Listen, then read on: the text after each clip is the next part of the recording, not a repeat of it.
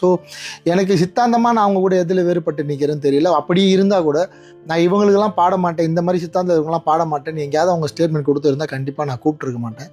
ரொம்ப விரும்பி ஆசைப்பட்டு அவங்க குரலில் தான் இந்த பாடல் பதிவாகணும்னு நான் தான் கேட்டேன். கடைசியில் இப்படி ஒரு விஷயம் நடந்துச்சு. எனக்கு என்ன தெளிவு வேணும் இந்த வீடியோ எதுக்காக அப்படின்னா, எதுக்கு மேடம் நீங்கள் வந்து வருத்தம் தெரிவிச்சிங்க, உங்களை வருத்தம் தெரிவிக்க சொல்லி உங்களை வந்து இந்த பாடல் பாடினதுக்காக அப்பாலஜிஸ்ன்ற வார்த்தையை பயன்படுத்த சொல்லி உங்களுக்கு பின்னாடி இருந்து யாரோ புற அழுத்தம் கொடுத்துருக்காங்க. அவங்கக்கிட்டே எதுக்காக நான் என்னை வருத்தம் தெரிவிக்க சொன்னீங்கன்னு கேட்டு அது ஒரு விளக்கமாக நீங்கள் இதே ட்விட்டர்லையோ இல்லைனா உங்களோட லெட்டர் பேட்லையோ ஒரு விளக்கம் கொடுத்தீங்கன்னா அது எங்களோட படத்தை எந்த வகையிலும் பாதிக்காமல், வியாபாரத்தை பாதிக்காமல் இருக்கும்.